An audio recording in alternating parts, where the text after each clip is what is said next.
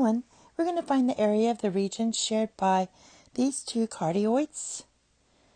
I did a quick sketch. It's always nice to do a sketch. You can also set these two equal each other, and you'll get cosine of theta equals 0. So that's going to be the intersection at pi divided by 2 and 3 pi divided by 2. So what we want to do is look at what they want. They want the shared region, which is this area in here. So I'm going to split this in two because it's symmetric to the line theta equals pi divided by 2 for our regions.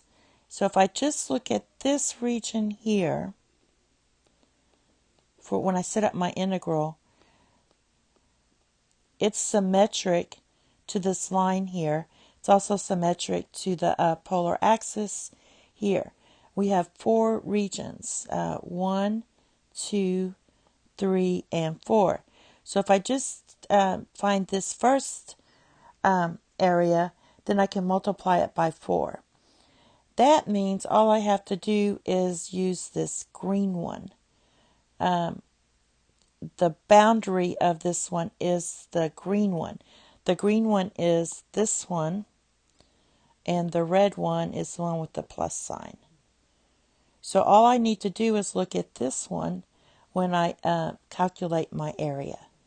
So let's do that. We're going to multiply it by 4 times the integral, and we're going from 0 to pi divided by 2. All right, and then we're going to write 1/2, and I'm just going to take my green one because that's the boundary here. This is the boundary. So that's going to be times 2 times 1 minus cosine of theta squared d theta.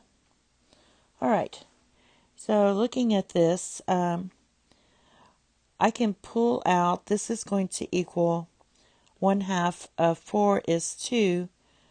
And so then we're going to have the integral from 0 to pi divided by 2 of 4 times, and let's expand this, 1 minus 2 cosine of theta plus cosine squared of theta d theta.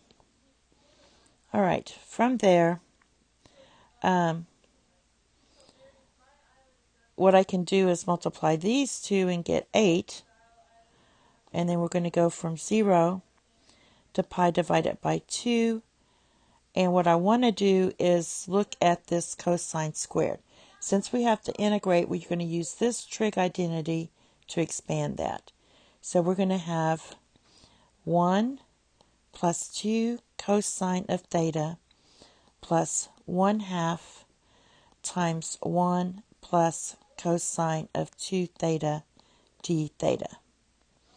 All right, so I'm going to go ahead and multiply through by 8, and also note that this equals 1/2 plus 1/2 cosine of 2 theta. So when I do that, I'm going to get the integral from 0 to pi divided by 2. And when I multiply this by 8, I'm going to get 8. And this should have been a minus, sorry. I noticed y'all noticed that. So it's going to be minus 16 cosine of theta. And then I'm going to have plus 8 times 1/2 is 4. Plus 4 cosine of 2 theta d theta. And my next step is I'm just going to add these two together, and then we can integrate. So that's going to be 12. So let's write that together, and we're going to get the integral from 0 to pi divided by 2, and we're going to have 12 minus 16 cosine of theta plus, what was this, 4? Oh, I forgot. Yeah, 4 cosine of 2 theta d theta. All right, so let's go ahead and integrate this. We're going to get 12 theta minus 16 sine of theta plus 2 sine of theta, and we're evaluating from 0 to pi divided by 2. All right, so this is going to be 12 times pi divided by 2 minus 16 times pi sine of pi divided by 2 plus 2 times sine of pi divided by 2. And the zeros are just going to, it's just going to be plus 0 plus 0 plus 0. So that the zeros don't matter there.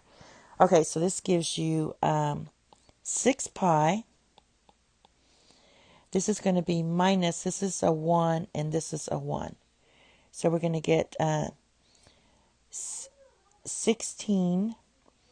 Oh, this was a 2. So basically this is going to be 0 here, because this is going to be sine of pi. So we're just going to get 6 pi minus 16. And that is going to be your area that's shared by the cardioids. I apologize for this. I forgot to put a 2 here. All right. Thank you. Have a nice day. Bye-bye.